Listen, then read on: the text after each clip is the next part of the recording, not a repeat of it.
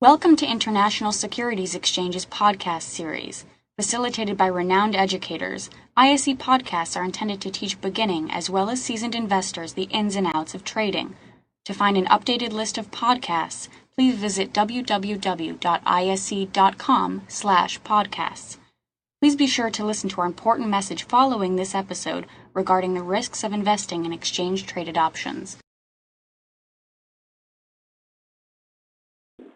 So basically, when you're looking at continuation patterns, you want to look at something where you do have these slower momentum moves, these slower counter moves. Let's say you're looking at bull flag, for example. Well, draw it down to smaller time frames and look at what the momentum is doing in those smaller time frames.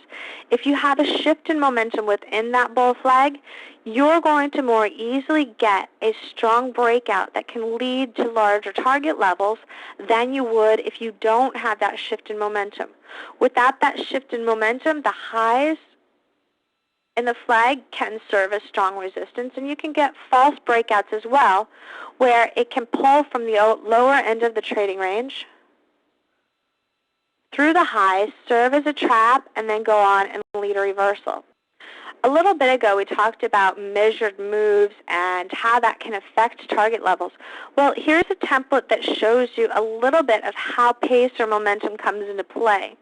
And what you can see here is that when you have a move where the breakout for continuation is comparable to the move going into it, meaning that the breakout from B is comparable to the upside move in A, then a very typical target you can place is just measuring that upside move and then take that and add it to where the continuation would break out. And that will give you a target level that is often very, very strong as long as the momentum remains the same. So when the momentum remains the same, if this was like a 1-point move here, then your target level would be another point higher on the breakout. And you're looking at the low of this correction as where you would start to measure that breakout from. So if your low is over here, you'd measure it from there. If it's sloppy and you can't really tell where it goes, let's say here's like the trading range and you're not really sure which low to use, then you can take, that entire zone, transect that, use this as the start to measure, take the middle of it, and then add it to that.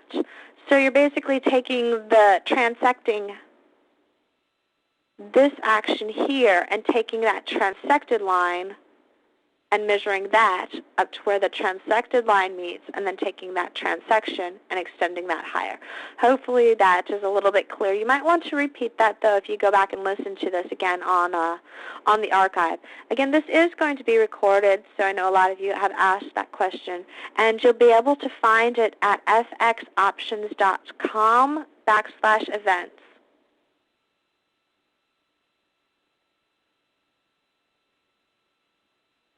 Now, when the momentum is slower, or you have a shift in momentum within this trading range, where it's slower on the breakout, then your chances of hitting that equal move target are greatly diminished, meaning you're going to have to be more aggressive in terms of taking your gains on that position than you would otherwise. And if the momentum is stronger than average, meaning it breaks out more sharply than going into that trading range or congestion zone, then you have an example of where you can get a target level that is higher than what you might have already anticipated. And these might not be necessarily helpful right away in determining, which options, expirations you want to go for. But if you take setups where the breakout has already occurred and you're looking for continuation moves, then this can give you a very good handle on what to expect on that continuation move. Say, for example, you were able to get into this here, then you would know that you would still be able to get a stronger than equal move than if you got into something where the momentum really wasn't quite picking up yet, and you might have that higher risk. So you would want to look at what are the closer target levels or resistance levels that you might want to keep an eye on. in this example, we have this equal move level here. And I want to show you a couple of other examples of the same thing, where these will serve as very, very strong target zones. You can see this here on a 15-minute chart. This is the CDD, which is the US dollar, CAD, Canadian dollar. Well, here's our initial drop. There's a two-wave correction, and then here's the continuation move. This allows you to go ahead, and if you're looking for a two-wave continuation, you can go ahead and have a good idea of where your target zone is going to be based upon what would be an equal move here, as well as support levels from this previous high, which would be a gap support level. So your target zone would basically be right in here, and how the momentum occurs going into that support zone is going to determine whether it pushes to the lower end of that target or it holds the upper end of that target. In this case, there was a little bit of a slower momentum move on the breakdown than there was the initial drop, so it didn't quite hit that exact equal move, although it did come extremely close and come into what would have been an upper end of that same target zone. Here's another example that shows you that it can work with gaps as well as with intraday data. So we had a move lower here on the BPX, which is the US dollar British pound. There was another two-wave correction, this time on the upside, and then it gaps lower. And you can see again, here's that gap closure. A couple of types of gap closure. Some people will use the high, and some people will use price levels too. So looking at this previous example, this could have also been a gap closure level right here, and this would be a gap closure level.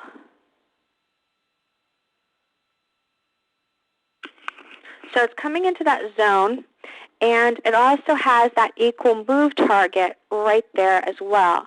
And you can see that by gapping lower into that, it actually was able to bounce right off of that support zone because it opened and began the session at that target level.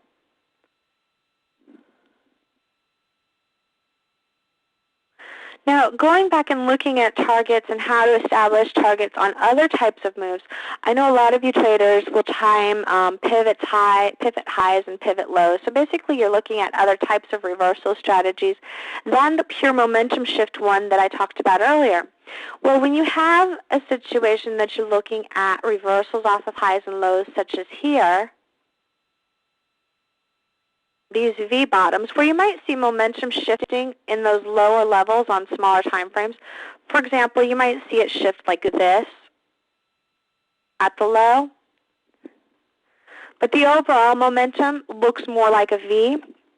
Even when you do have this rounding type of action, the same type of setups for targets will still apply, where typically just under where you saw that V begin is going to serve as a target level. Oftentimes you can take that channel, and basically where that channel breaks, you can draw a line straight out, and that will serve as a target zone. So when I'm taking a reversal off of a low like this, right here, off of the low from E, then my typical target is going to be just under where this breakdown began. So just under the high of D is going to be my target zone. And in order to hit that target, I don't want this drop here, E, to be extreme. I want it to be about average, maybe just a little bit faster than average or a little bit slower than average, but I don't want it to be extreme because the extreme moves are going to have a much more difficult time really whipping back as they would on a typical back and forth. So if this just dropped like this, it's going to have a very hard time making it back up like that if these are the average momentum moves of typical back and forth action in that security. Thank you for listening to our podcast. Please visit www.ise.com/podcasts